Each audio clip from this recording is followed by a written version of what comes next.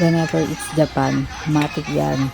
Pagdating sa food, kasama ang sushi, ang ramen, ganon. So, nung touchdown kami ni Sheena sa Japan, isa yan sa iniisip namin na gustong gusto namin itry, gustong gusto namin puntahan. But syempre, alam nyo na, Nihongo. Syempre, nakakatakot yan. Lalo na sa mga first timer, nakatulad namin sa unang punta pa lang sa Japan. Paano yung magsasabi ka ng ganito, paano yung ganyan, paano magre-request ka ng ganito. So, hindi kami agad-agad nakapunta. Buti na lang nandiyan si Mami to the rescue. Hi, bebe. Naka-experience din kami ng rotating sushi. For the first time. Oh, diba? Ayan. At na kami. Oh, diba? Malakas ang loob kumain sa ganito kasi meron magta-translate ng Nihongo. Yun lang talaga yun. Kain na. Itadakimasu. Ayun ako talaga nakakapira sa Japan.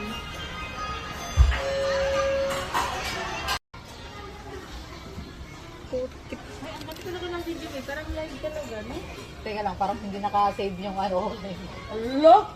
Sa bago ba yan?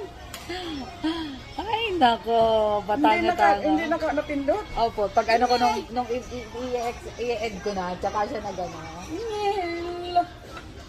Ay, nako. Oh my God. Ay, nako. Sayang. Kaya nga po eh. OMG. Dumadaan dyan. Tingin ka, be. Maroon ako. Piliin mo naman eh. Kailangan mo yan sa vlog. Ibaba mo naman ito. Ibaba pa konti. Ayan. Tapos iliin mo. Okay. Yan pala siya.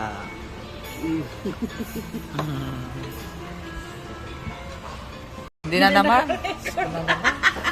Buti na lang nabanggit nyo. Hindi na kari. Naka-record na mi. Hindi na naman. Kung hindi nabanggit ni Mami, hindi na naman. Hindi na kari.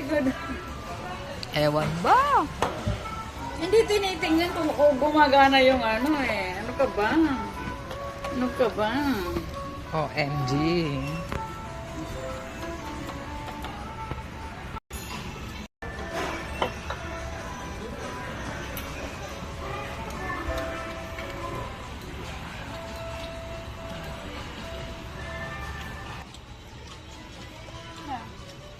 Pang avocado. Avocado. Avocado nga. Avocado nga?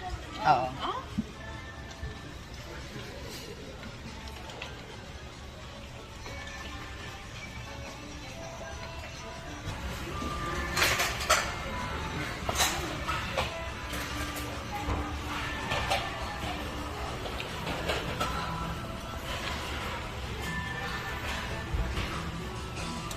Mang Danica eh. Hindi nagbalibak. Sarap ng sushi. Tabitay. Yung libre lang po. First time din po. Thank you for watching, guys. Jane.